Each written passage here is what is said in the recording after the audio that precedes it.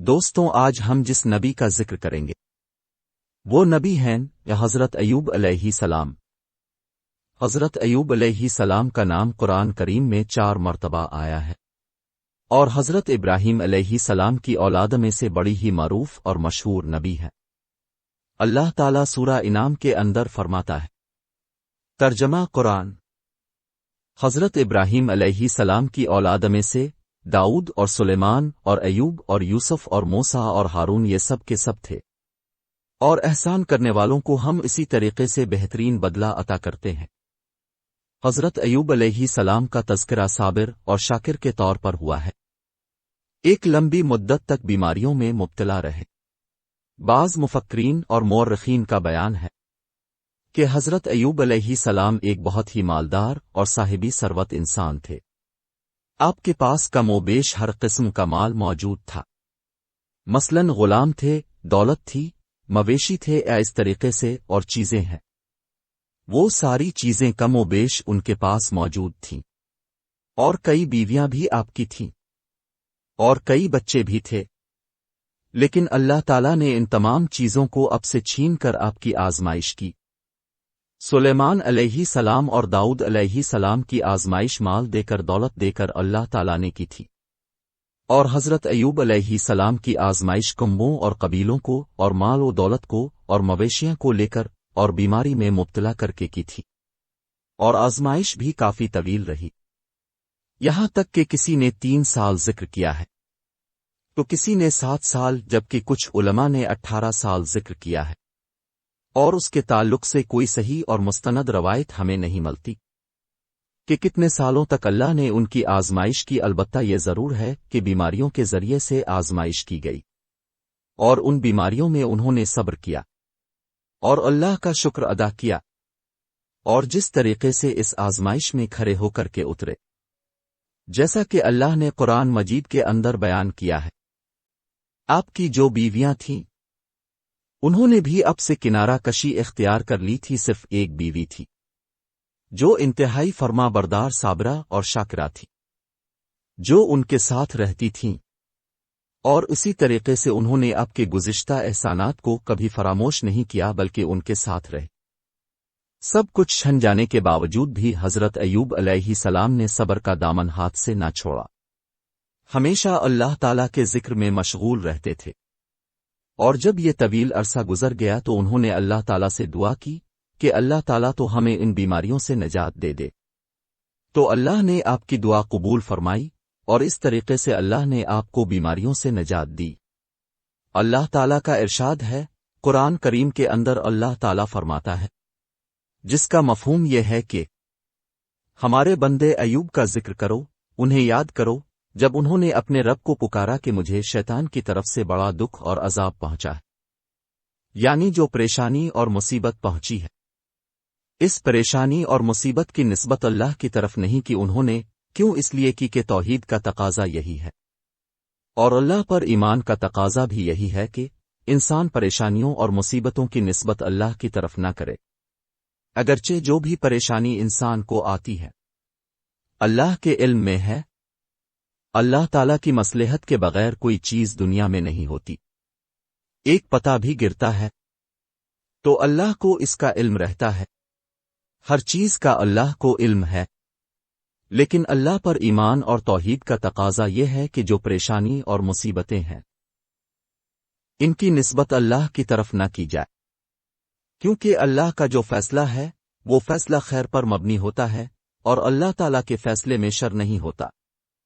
اسی لیے شر کی نسبت، مصیبتوں کی نسبت اللہ کی طرف کرنا اللہ تعالیٰ کے ادب کی اور آپ کی تعظیم کے خلاف ہے۔ اسی لیے حضرت ابراہیم علیہ السلام کے بارے میں اللہ نے بیان کیا ہے کہ انہوں نے کیا فرمایا کہ جب میں بیمار ہوتا ہوں تو اللہ مجھے شفا دیتا ہے، جبکہ بیماریاں بھی اللہ تعالیٰ کے حکم سے آتی ہیں۔ اللہ تعالیٰ اگر نہ چاہے تو کسی کو بیماری لاحق نہیں ہوگی، لیکن ان بیماریوں کی نسبت حضرت ایوب علیہ السلام نے اور حضرت ابراہیم علیہ السلام نے بھی اللہ تعالیٰ کی طرف نہیں کی۔ یہ ادب ہے، اور اللہ تعالیٰ کی توحید کا تقاضا یہ ہے کہ انسان بیماریوں کی نسبت اللہ تعالیٰ کی طرف نہ کرے، جیسے کہ ایک حدیث آتی ہے، صحیح مسلم کی روایت ہے اس میں اب فرماتے ہیں ہر طرح کا خیر اللہ تیرے دونوں ہاتھوں میں ہے، اور شر تیری طرف اس کی نسبت نہیں کی جائے گی، اور اگر اس کی نسبت کی بھی جائے گی تو صرف یہ بتانے کے لیے کہ یہ بھی اللہ کی طرف سے ہے، اور اللہ تعالیٰ ہی ان کا خالق ہے۔ ادب کا تقاضا یہ ہے کہ ان برائیوں اور شر کی نسبت اللہ تعالیٰ کی طرف نہیں کی جائے، اگرچہ اللہ کے علم میں ہے، اور اللہ تعالیٰ کی مصلحت کے بغیر کچھ نہیں ہوتا ہے، لیکن چونکہ اللہ تعالیٰ کے کتنے احسانات ہیں، اتنی نعمتیں ہیں، اللہ کی ان تمام نعمتوں اور احسانات کے سامنے ان چیزوں کی کوئی حیثیت نہیں رہ جاتی، تو یہ ساری چیزیں عبرت اور نصیحت کے لیے ہوتی ہیں، ان کے اندر بھی خیر ہوتا ہے۔ اگر انسان پر مصیبت آتی ہے یا بیماری ہوتی ہے اور پریشانی آتی ہے تو اس کے اندر بھی خیر ہوتا ہے، انسان اللہ تعالیٰ کے قریب آتا ہے، اللہ کو یاد کرتا ہے، اپنا محاسبہ کرتا ہے، اور اس طریقے سے جو برائیاں ہوتی ہیں برائیوں کو چھوڑ دیتا ہے، نیکیاں کرتا ہے۔ ایک عظیم حکمت کے تحت اللہ تعالیٰ دنیا کے اندر ان چیزوں کو بھیجتا ہے، اس لیے کیونکہ اس کے اندر بھی مصلحتیں ہیں اور اس کے اندر بھی خیر ہے اور حکمتیں ہیں، اسی لیے شر کی نسبت اللہ کی طرف نہیں کی جائے گی۔ تو حضرت ایوب علیہ السلام نے کیا کہا کہ شیطان کی طرف سے مجھے بڑا دکھ اور عذاب پہنچا ہے، یعنی شیطان کی طرف سے ہے، اللہ کی طرف اس کی نسبت نہیں کی۔ اللہ نے کیا فرمایا؟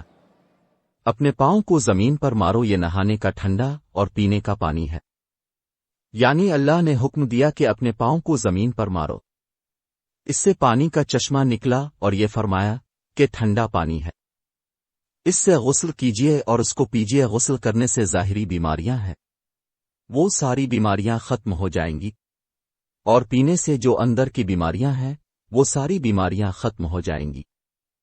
کتنے چشمے پھوٹے تھے؟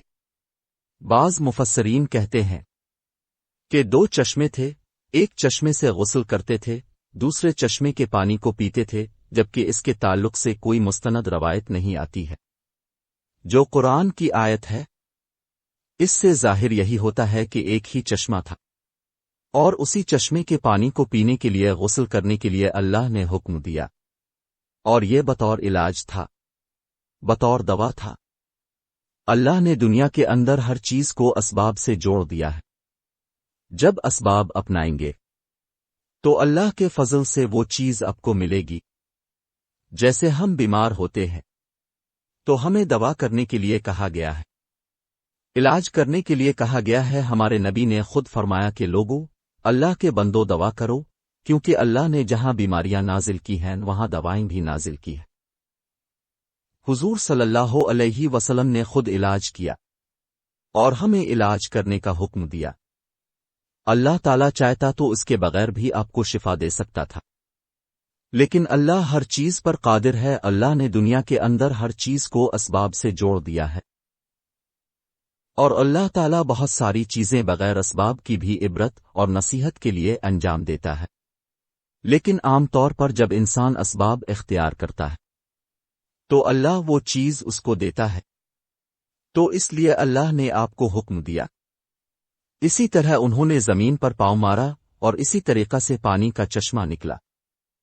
حضرت ایوب علیہ السلام اس سے غسل کرتے تھے اور اسی پانی کو پیتے تھے، اور اسی طرح اللہ نے آپ کی تمام بیماریوں کو دور کر دیا۔ ہمارے نبی کریم کی حدیث ہے کہ اللہ نے ہر بیماری کی دوا نازل فرمائی ہے سوائے ایک بیماری کے، اور وہ بڑھاپا ہے۔ بڑھاپے کا کوئی علاج نہیں، انسان کتنی دوائی کھائے، بڑھاپے کا کوئی علاج نہیں ہے۔ اور ایک دوسری حدیث کے اندر فرمایا ہے کہ موت کی بھی کوئی دوا دنیا کے اندر موجود نہیں ہے، موت بھی انسان کو لاحق ہو کر رہے گی، موت انسان کو آنی ہی ہے، ہر نفس کو موت کا ذائقہ چکھنا ہے۔ اس طریقے سے ہمارے نبی کریم فرماتے ہیں کہ کلونجی کھاؤ، کلونجی کے اندر موت کے سوا ہر بیماری کا علاج ہے۔ اس طریقے سے زیتون ہے، انجیر ہے، شہد ہے، دودھ ہے، اور کھجور ہے، خاص طور پر اجوا کھجوریں ہیں۔ ان کے اندر اللہ نے برکت رکھی ہے، ان کے اندر شفا رکھی ہے۔ آپ انہیں کھائیں گے تو اللہ تعالیٰ کے فضل سے آپ کو شفا ملے گی، برکت ملے گی اور فائدہ ہوگا۔ اسی طریقے سے اللہ نے جہاں بیماریاں دنیا کے اندر پیدا کی ہیں، وہیں بیماریوں کے لیے دوائیں بھی نازل فرمائی ہیں۔ یہ اللہ تعالیٰ کا عدل ہے اور انصاف ہے۔ تو اسی طریقے سے اللہ تعالیٰ نے آپ کو حکم دیا۔ پھر اللہ فرماتا ہے کہ ہم نے انہیں ان کے اہل و عیال کو عطا کر دیا، اور اس سے زیادہ بھی، یعنی ان کے پاس جتنے بچے تھے، بیویاں تھیں، وہ سب اللہ تعالیٰ نے انہیں لوٹا دی، اور اس کے علاوہ مزید اللہ نے انہیں دے دیا۔ کیا یہ سب کچھ ان کے صبر اور شکر کا نتیجہ تھا کہ اللہ نے نہ صرف ان کو ساری دولت لوٹا دی، سارے کنبوں کو، اہل و عیال کو لوٹا دیا، بلکہ اللہ نے ان کو مزید اور دگنا ان کو دے دیا۔ اللہ قرآن میں ارشاد فرماتا ہے، یہ ہماری طرف سے رحمت تھی، اور جو اہل عقل ہیں ان کے لیے نصیحت کے طور پر، اور اپنے ہاتھ میں ایک جھاڑو لے لیجئے اور جھاڑو سے اپنی بیوی کو مار دیں، اور اب قسم نہ توڑیں، ہم نے ان کو صبر کرنے والا پایا، بڑے ہی اچھے اللہ کے بندے تھے، اور بہت زیادہ رب تعالیٰ کی طرف رجوع کرنے والے تھے۔ یہاں پر اللہ نے جس جھاڑوں کا ذکر کیا ہے، اس کے بارے میں آتا ہے کہ وہ بیوی جو ان کے ساتھ رہتی تھی، تو انہیں ایک دن کسی بات پر اپنی بیوی پر غصہ آ گیا، تو انہوں نے کہا کہ میں تجھے سو کوڑے ماروں گا۔ جب اللہ نے انہیں شفا دے دی، تو اس طریقے سے کوڑے مارنے کی جب باری آئی تو بہت زیادہ فکر مند ہو گئے کہ میری بیوی نے میرے ساتھ بہت وفا کی، بہت میری خدمت کی، اور میرے ساتھ رہی، بیماری کے اندر بھی میرے ساتھ رہے، تو میں کیسے اسے ماروں؟ ان کا دل گوارا نہیں کر رہا تھا۔ تو اللہ نے ان کو حکم دیا کہ ایک جھاڑو لیں جس کے اندر 100 تنکے ہوں، وہ جھاڑو ان کو ایک بار مار دیں۔ اس طریقے سے آپ نے جو قسم کھائی تھی وہ قسم پوری ہو جائے گی، اور آپ اپنی قسم کو نہ توڑیں۔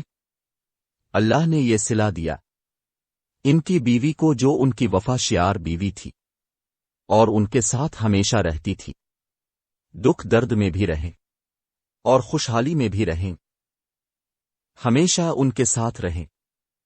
اللہ کا شکر ادا کیا، صبر کیا، اور ان کے بارے میں بتایا جاتا ہے کہ وہ محنت مزدوری کر کے لے کر کے آتی تھی اور ان کو کھلاتی تھی۔ تو اس طریقے سے اللہ نے شوہر کے ساتھ حسن سلوک اور ان کی خدمت کرنے کا بدلہ یہ دیا کہ اللہ نے ان کی قسم بھی نہیں توڑی، اور ساتھ ہی ساتھ ایک حل نکالا کہ اس طریقے سے ان کو ایک بار مار دیں تو آپ کی قسم پوری ہو جائے گی۔ اسی کو اللہ نے یہاں پر بیان فرمایا ہے۔ تو یہ حضرت ایوب علیہ السلام ہے، انہوں نے اللہ کو یاد کیا، اللہ تعالیٰ کا ذکر کیا، تو اللہ تعالیٰ نے آپ کو شفا دی۔ تو اس طریقے سے سورہ انبیاء میں اللہ تعالیٰ فرماتا ہے کہ اور ایوب علیہ السلام کو یاد کیجئے جب انہوں نے اپنے رب کو پکارا اور یاد کیا کہ مجھے پریشانیاں اور تکلیفیں لاحق ہو گئی ہیں۔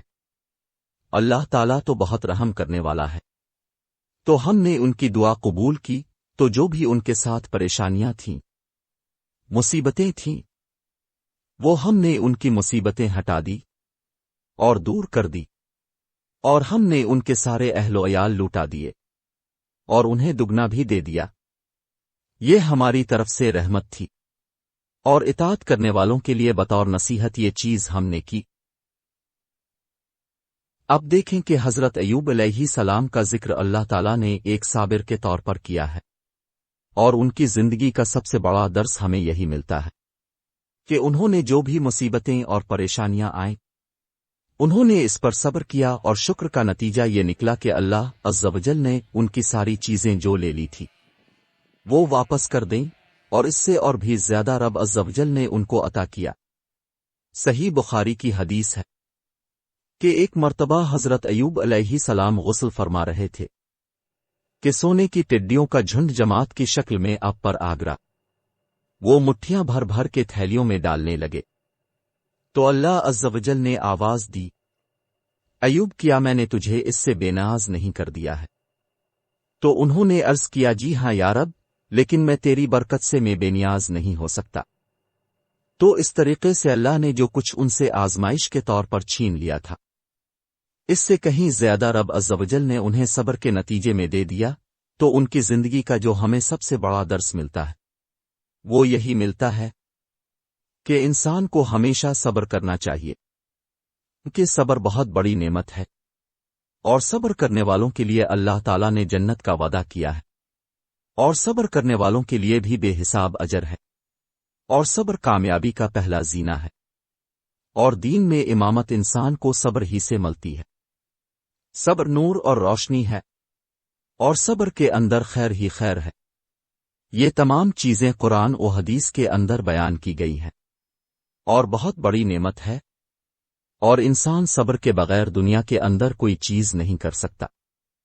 قدم قدم پر انسان کو صبر کرنے کی ضرورت پڑتی ہے۔ صبر کا مطلب یہ ہے کہ جو بھی مصیبت آئے اس کو برداشت کرے، اس پر صبر کرے، اور زبان پر شکایت لے کر نہ آئے، اور نہ ہی اپنے اعضاء کے ذریعے کوئی ایسی چیز کرے جس سے معلوم ہو کہ انسان صبر نہیں کر رہا ہے۔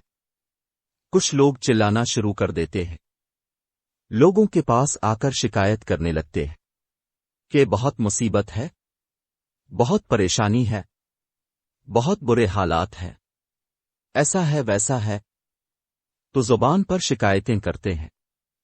اور کچھ لوگ اپنے رخسار کو پیٹتے ہیں، گریبان پھاڑتی ہیں، چیختے ہیں، چلاتے ہیں۔ یہ ساری چیزیں صبر نہیں ہے۔ صبر کا مطلب یہ ہے کہ انسان اپنی زبان پر حرف شکایت لے کر نہ آئے، صرف اور صرف اللہ عز و جل سے شکایت کرے، کسی اور کے سامنے اس کو بیان نہ کرے۔ اور اگر انسان شروع میں شکایت کرے اور پھر بعد میں صبر کر لیں تو یہ صبر نہیں کہلاتا ہے۔ جیسا کہ حدیث میں آتا ہے کہ ایک خاتون تھیں، وہ کہیں قبر پر بیٹھی ہوئی تھیں، تو اب نبی صلی اللہ علیہ وسلم کا وہاں سے گزر ہوا کہ ہمارے نبی صلی اللہ علیہ وسلم نے ان کو صبر کی تلقین کی، تو انہوں نے کہا کہ جائیں جائیں یہاں سے، آپ کو تکلیف نہیں پہنچتی، ہمارے کسی قریب کی وفات ہوئی ہے، اگر آپ کو تکلیف پہنچی ہوتی تو میں سمجھتی۔ جب آپ وہاں سے چلے گئے تو لوگوں نے کہا کہ یہ رسول صلی اللہ علیہ وسلم تھے، تو اس عورت کو بہت افسوس ہوا، تو واپس وہ عورت اب صلی اللہ علیہ وسلم کے پاس آئی اور کہنے لگی کہ مجھے نہیں معلوم تھا کہ آپ اللہ کے نبی ہیں، میں آپ کو نہیں پہچان سکی۔ تو نبی صلی اللہ علیہ وسلم نے فرمایا، صبر پہلے ہوتا ہے، شروع میں ہوتا ہے، مصیبت آئی، انسان اس پر صبر کرے تو جیسے جیسے مصیبتیں آتی ہیں انسان کو صبر ہو ہی جاتا ہے۔ یہ نہیں کہ انسان مصیبتیں آئیں تو وہ اپنے گریبان پھاڑے، اپنی قسمت کو روئے، اپنی قسمت کو کوسے اور زمانے کو گالیاں دے، اور حالات کو گالیاں دے، لوگوں کو گالیاں دے۔ یہ سب کرنا صبر نہیں ہے۔ صبر کا مطلب یہ ہے کہ انسان زبان پر حرف شکایت لے کر نہ آئے، اور صبر ہمارے گناہوں کا کفارہ ہوتا ہے۔ اس کے ذریعے اللہ ہم پر جو مصیبت آتی ہے، ان مصیبت کے ذریعے اللہ تعالی ہمارے گناہوں کو معاف کر دیتا ہے۔ اور اگر کسی کو پریشانی آتی ہے تو وہ محبت کی دلیل ہوتی ہے۔ اللہ کے رسول صلی اللہ علیہ وسلم کی حدیث مبارک ہے کہ اللہ تعالیٰ جب کسی قوم کو پسند کرتا ہے تو انہیں آزماتا ہے، جو صبر کرتا ہے اس کے لیے صبر ہوتا ہے، اور جو چیختا اور چلاتا ہے اسے چیخنے اور چلانے کے سوا کچھ حاصل نہیں ہوتا۔ تو صبر کرنا بہت بڑی نعمت ہے، اور یہ اللہ تعالیٰ جن کو پسند کرتا ہے ان کو آزماتا ہے۔ جیسا کہ نبی کریم صلی اللہ علیہ وسلم سے سوال کیا گیا، سب سے زیادہ کس کی آزمائش ہوتی ہے؟ تو آپ نے فرمایا، سب سے زیادہ انبیاء کی آزمائش ہوتی ہے، اس کے بعد جو سب سے زیادہ نیک ہوتا ہے اس کی آزمائش ہوتی ہے۔ پھر آپ صلی اللہ علیہ وسلم فرماتے ہیں کہ بندے پر اس کے دین کے مطابق آزمائش ہوتی ہے۔ اگر وہ اپنے دین میں مضبوط ہے تو اس کی آزمائش بھی سخت ہوتی ہے، اور اگر ایمان کمزور ہے تو اس پر اس کے مطابق آزمائش ہوتی ہے۔ بندے کی آزمائش ہوتی رہتی ہے، حتیٰ کہ آزمائش ایسا کر کے چھوڑ دیتی ہے کہ زمین پر چل پھر رہا ہوتا ہے، لیکن اس کے اوپر کوئی گناہ نہیں ہوتا ہے۔ تو ان مصیبتوں کے ذریعے، آزمائشوں کے ذریعے اللہ تعالیٰ بندے کے گناہوں کو معاف فرما دیتا ہے۔ تو یہ ہمارے لیے گناہوں کا کفارہ ہے، یہ بیماری آپ کو پاک کرنے کا ذریعہ ہے۔ تو اس طریقے سے صبر کرنے کا بہت ثواب ہے۔ اللہ کے رسول صلی اللہ علیہ وسلم کی حدیث ہے کہ اللہ تعالیٰ جس کے لیے خیر چاہتا ہے اللہ اس کو آزماتا ہے، اور انسان جب اس پر صبر کرتا ہے تو اللہ تعالیٰ اسے مزید دیتا ہے۔ اللہ کے نبی کریم صلی اللہ علیہ وسلم کی حدیث ہے کہ اللہ فرماتا ہے، جب میں اپنے بندوں میں سے کسی بندے کو آزماتا ہوں، اگر اس نے میری حمد بیان کی اور صبر کیا تو وہ اپنے اس طریقے سے اس طرح نکلتا ہے کہ جس دن اس کی ماں نے اسے جنم دیا تھا۔ یعنی اللہ تعالیٰ بیماریوں سے، مصیبتوں سے اس کے گناہوں کو مٹا دیتا ہے۔ یہ اللہ تعالیٰ کا احسان ہے، اس کا فضل و کرم ہے۔ حتیٰ کہ انسان کے پاؤں میں کانٹا بھی چبھتا ہے اور وہ اس پر صبر کرتا ہے تو اللہ اس کے گناہوں کو مٹا دیتا ہے۔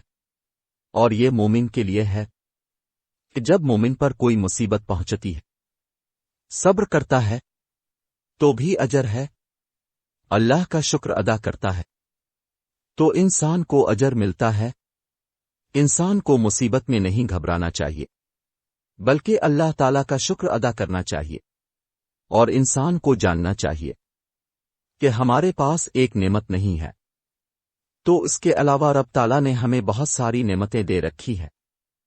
اسی لیے صبر اور شکر دونوں لازم و ملزوم ہے۔ وہی انسان شکر ادا کرتا ہے جو صبر کرنے والا ہوتا ہے، اور وہی انسان شکر ادا کرتا ہے جو صابر ہوتا ہے۔ دونوں لازم و ملزوم ہیں، اور اسی لیے انسان کو ہر حال میں اللہ تعالیٰ کا شکر ادا کرنا چاہیے۔ مصیبتوں پر شکر ادا کرنا یہ بہت بڑا صبر ہے۔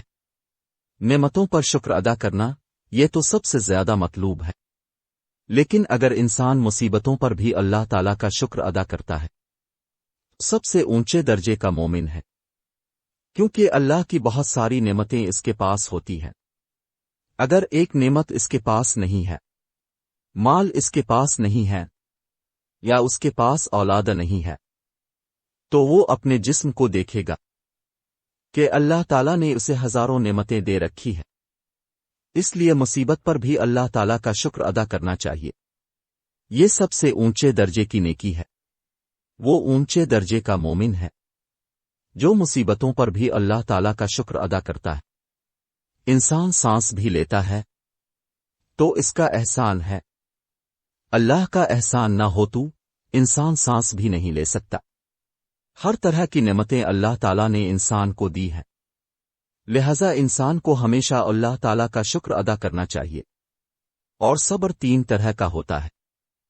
ایک صبر وہ ہوتا ہے کہ اللہ تعالیٰ کی اطاعت پر صبر کرنا۔ انسان اللہ کی عبادت کرتا ہے، اس کی عبادت کرنے میں انسان کو پریشانی آتی ہے، اس پر صبر کرتا ہے، اس میں جمے رہتا ہے، تو یہ بھی ایک طرح کا صبر ہے۔ اللہ تعالیٰ فرماتا ہے کہ اللہ تعالیٰ ہی آسمانوں اور زمین کا رب ہے، اور اللہ ہی کی عبادت کرو، اس کی عبادت پر صبر کرو، یعنی اس پر قائم رہو اور اس کی عبادت پر ڈٹے رہو۔ تو یہ بھی ایک طرح کا صبر ہے کہ انسان اللہ تعالیٰ کی اطاعت پر ڈٹے رہنا۔ انسان کو اللہ تعالیٰ کی عبادت کرنے میں تکلیف آتی ہے۔ انسان عمرہ کرنے جاتا ہے، حج کرنے جاتا ہے، اور فجر کی نماز کے لیے نیند قربان کرتا ہے، وضو کرتا ہے، انسان کو پریشانی ہوتی ہے، لیکن صبر کرتا ہے، ڈٹے رہتا ہے۔ یہ بھی عبادت پر قائم رہنا، ڈٹے رہنا ہے۔ یہ بھی ایک طرح کا صبر ہے۔ دوسرا صبر یہ ہے کہ اللہ تعالیٰ کی نافرمانی سے انسان دوری اختیار کرے۔ یہ بھی ایک طرح کا صبر ہے، کیونکہ انسان اپنے نفس پر کنٹرول کرتا ہے، تو یہ بھی صبر ہے۔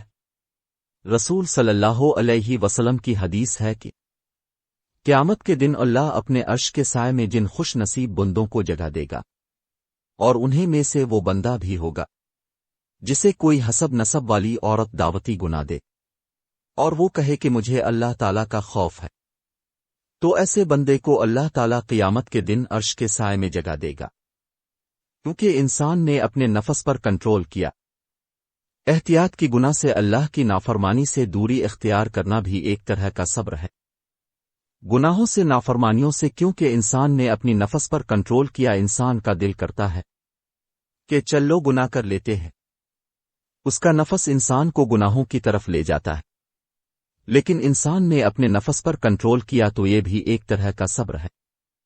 انسان گناہ نہ کرے، انسان اپنے آپ کو دور رکھے، گناہوں سے انسان حرام کام کرتا ہے، اس کے سامنے بہت آفر آتا ہے کہ یہ کرو گے تو اب بہت مالدار بندے بن جاؤ گے، تو انسان کا نفس کہتا ہے کہ چلو یہ کر لیتے ہیں، کہ بہت سارے لوگ ہی کرتے ہیں، تو کیا ہو جائے گا، میں بھی کر لوں گا، لیکن وہ کنٹرول کرتا ہے، اس سے دوری اختیار کرتا ہے، تو یہ بھی ایک طرح کا صبر ہے۔ تو اس طریقے سے انسان اللہ تعالیٰ کی نافرمانیوں سے دوری اختیار کرے۔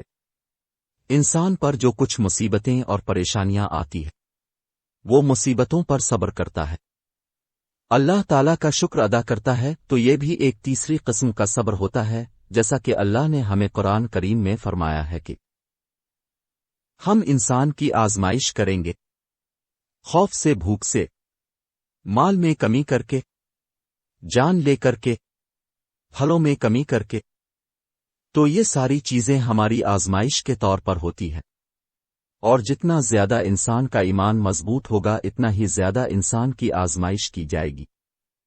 اللہ تعالیٰ ظلم نہیں کرتا، مصیبت اتنی ہی آتی ہے جتنا انسان برداشت کر سکتا ہے، یہ بھی اللہ تعالیٰ کی طرف سے ہی ایک عدل و انصاف ہے کہ جتنا انسان برداشت کر سکتا ہے اللہ تعالیٰ اسے اتنا ہی آزماتا ہے۔